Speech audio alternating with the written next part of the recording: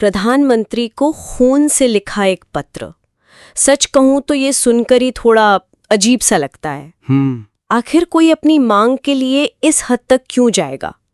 और फिर उसी खबर में एक नारा आता है 2047 तक विकसित भारत बनाने का। बिल्कुल। तो आज हमारे सामने एक पहेली जैसी है। एक तरफ खून, त्याग, आंदोलन की बात और दूसरी तरफ देश के विकास का एक बड़ा सपना। ये दोनों बातें ये आपस में जुड़ती कैसे हैं? आज की हमारी पड़ताल इसी गुत्थी को सुलझाने की है।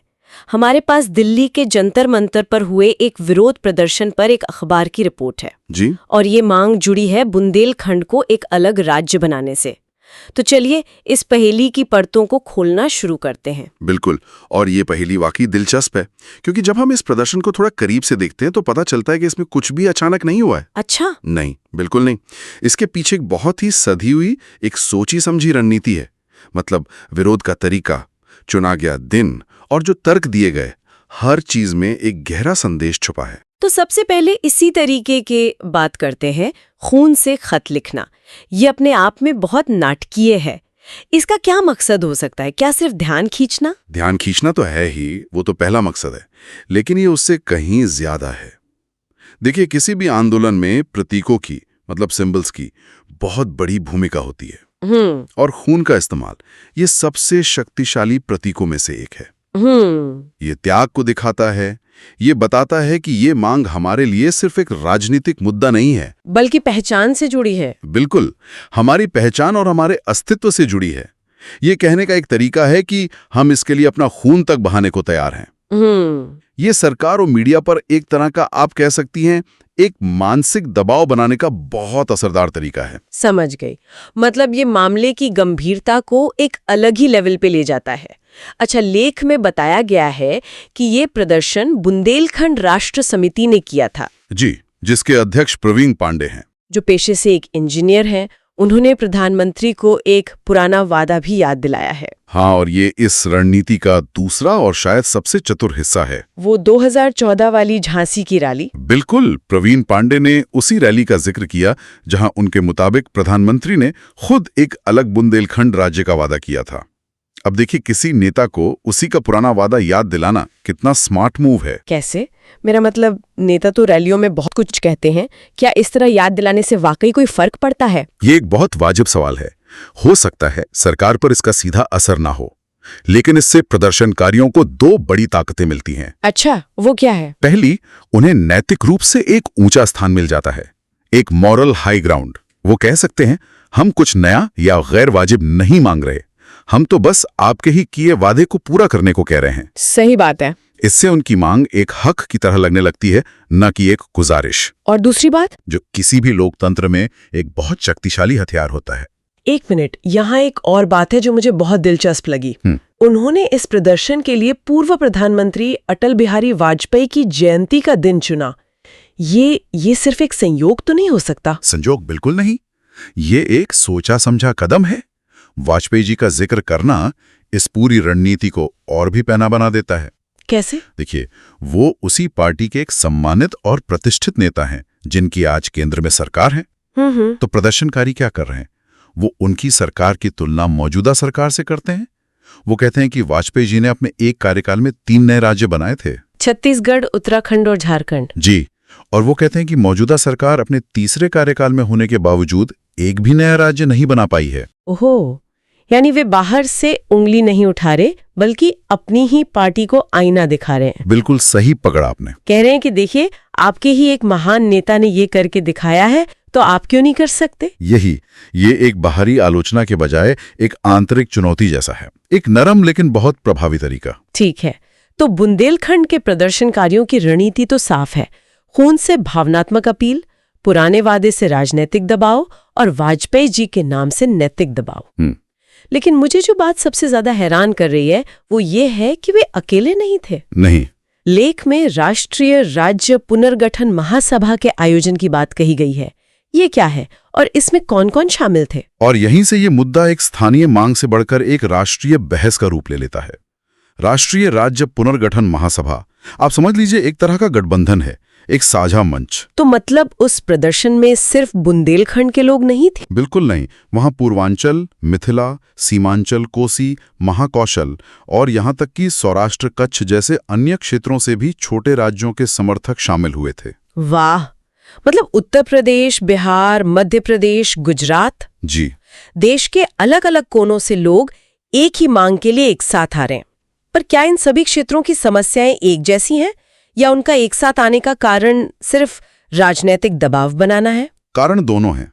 अगर आप ऊपरी तौर पर देखें तो ज्यादातर क्षेत्रों की मुख्य समस्या विकास की कमी और उपेक्षा ही है। जैसे पूर्वांचल के लोगों को लगता है कि लखनऊ बहुत दूर है, उनकी समस्याओं पर ध्यान नहीं दिया जाता। महाकौशल को लगता है कि मध्य प्रदेश की राजनीति का केंद्र भोपाल और इंदौर है और जबलपुर के आसपास का क्षेत्र पिछड़ गया है। लेकिन इसके साथ साथ हर क्षेत्र की अपनी खास पहचान भी है। अच्छा। जैसे मिथिला की मांग भाषा और एक बहुत पुरानी सांस्कृतिक पहचान पर आधारित है। सौराष्ट्र कच्छ का मामला थोड़ा आर्थिक है। उन्हें लगता है कि वो गुजरात की अर्थव्यवस्था में बहुत योगदान करते हैं, लेकिन उन्हें उसका उतना फायदा नहीं मिलता। तो ये महासभा एक संकेत है कि ये सभी अलग अलग आंदोलन अब समझ रहे हैं कि अकेले अकेले उनकी आवाज शायद उतनी असरदार ना हो। बिल्कुल, लेकिन जब वे एक साथ मिलकर बोलेंगे तो उनकी बात ज्यादा मजबूती से सुनी जाएगी। ये एक तरह की राजनीतिक गोलबंदी है। चलिए, अब हम अपनी पहेली के आखिरी और सबसे अहम हिस्से पर आते हैं। जी। ये सभी लोग अपनी मांग को 2047 तक भारत को एक विकसित राष्ट्र बनाने के लक्ष्य से कैसे जोड़ रहे हैं? पहली नजर में तो इन दोनों बातों में कोई सीधा कनेक्शन नहीं दिखता। ये कनेक्शन उनके तर्क का, आप कह सकते हैं, सबसे बुनियादी हिस्सा है। छोटे राज्यों के समर्थक ये दलील देते हैं कि बड़े राज्यों में शासन करना मुश्किल होता है। राजधानी से जो दूर दराज के इलाके होते हैं, उनकी अक्सर उपेक्षा होती है। सही बात है। संसाधन और ध्यान सब कुछ बड़े शहरों तक ही सीमित रह जाते हैं। उनका मानना है कि छोटे प्रशासनिक क्षेत्र बनाने से कई फायदे होते हैं। क्या फायदे हैं? शासन बेहतर होता है, विकास पर ध्यान केंद्रित करना आसान होता है और प्रशासनिक कामकाज में तेजी आती है। इसे थोड़ा और आसान शब्दों में समझा सकते हैं, कोई उदाहरण देके? जरूर। इसे ऐसे समझिए कि एक क्लास में 200 बच्चे हैं और टीचर एक ही है। जाहिर है वो हर बच्चे पर ध्यान नहीं दे पाएगा। बिल्कुल नहीं दे पाएगा। लेकिन अगर उसी क्लास को 50-50 बच्चों के 4 छोटी क्लासों में बांट दिया जाए और हर क्लास में एक टीचर हो, तो हर बच्चे पर बेहतर ध्यान दिया जा सकेगा। बिल्कुल। छोटे राज्यों के समर्थक यही तर्क देते हैं। उनका कहना है कि जब राज्य छोटा होता है तो मुख्यमंत्री और मंत्री अपने क्षेत्र के हर कोने से वाकिफ होते हैं, लोगों की पहुंच सरकार तक आसान हो जाती है और नीतियां ज्यादा असरदार तरीके से लागू हो पाती हैं। तो वो कह रहे हैं कि विकसित भारत का रास्ता बेहतर शासित राज्यों से होकर जाता है और उसके लिए राज्यों का छोटा होना जरूरी है। यही उनका कनेक्शन है। ये सुनने में तो बहुत तार्किक लगता है कि अगर प्रशासन बेहतर होगा तो विकास अपने आप होगा। लेकिन क्या ये हमेशा इतना सीधा होता है? क्या छोटे राज्य बनाना हमेशा एक सफल फॉर्मूला रहा है? नहीं। इस सिक्के का कोई दूसरा पहलू भी है? ये बहुत जरूरी सवाल है, क्योंकि सिक्के का दूसरा पहलू बिल्कुल है। छोटे राज्यों की मांग के खिलाफ भी कई मजबूत तर्क दिए जाते हैं। अच्छा। जी, जिनके बारे में स्रोत में तो जिक्र नहीं है, पर इस बहस को समझने के लिए वे जरूरी हैं। सबसे पहला और बड़ा सवाल होता है आर्थिक व्यवहार्यता का।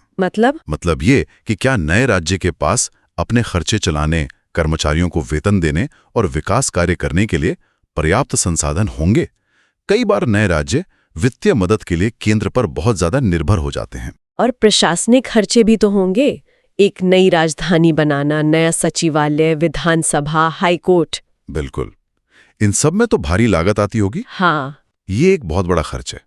इसके अलावा एक और बड़ी चुनौती पैदा होती है अंतर्राज्यीय विवादों की। जैसे? पानी को लेकर। पानी, बिजली, संपत्तियों का बंटवारा, इन सब को लेकर गंभीर विवाद खड़े हो सकते हैं जो सालों तक चलते हैं। हम आज भी देख रहे हैं कई राज्यों के बीच ये विवाद। जी। और एक डर ये भी रहता है कि बहुत ज्यादा छोटे राज्य बनाने से कहीं क्षेत्रीय पहचाने राष्ट्रीय पहचान पर हावी न हो जाएं। तो जो राज्य वाजपेयी जी ने बनाए थे, छत्तीसगढ़, झारखंड, उत्तराखंड, उनका अनुभव कैसा रहा है?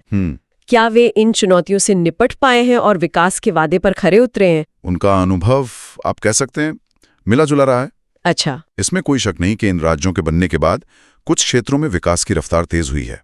स्थानीय लोगों को राजनीति में ज्यादा हिस्सेदारी मिली है। लेकिन साथ ही वे नई चुनौतियों से भी जूझ रहे हैं। जैसे छत्तीसगढ़ और झारखंड में प्राकृतिक संसाधनों के बावजूद मानव विकास के जो सूचकांक हैं वो अभी भी बहुत अच्छे नहीं हैं।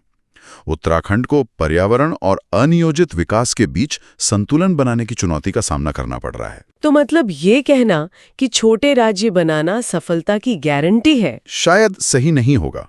ये एक जटिल प्रक्रिया है जिसके फायदे भी हैं और गंभीर चुनौतियां भी। और शायद इसीलिए उनके नारे में अधिकार शब्द इतना महत्वपूर्ण है। हाँ। वे कहते हैं पृथक राज्य हमारा अधिकार है, इसको हम लेकर रहेंगे। वे इसे एक विकल्प के तौर पर नहीं बल्कि एक हक के तौर पर देख रहे हैं। बिल्कुल। अधिकार शब्द का इस्तेमाल इस मांग को एक निवेदन या एक प्रार्थना से ऊपर उठाकर एक हक की लड़ाई बना देता है। जब कोई आंदोलन अधिकार की भाषा का इस्तेमाल करता है तो वो अपने लिए एक नैतिक और राजनीतिक जमीन तैयार करता है। इसका मतलब है कि वे इसे सरकार की मेहरबानी नहीं मानते बल्कि एक ऐसी चीज मानते हैं जो उन्हें मिलनी ही चाहिए। तो आज की इस पड़ताल से जो तस्वीर सामने आई है वो काफी साफ है।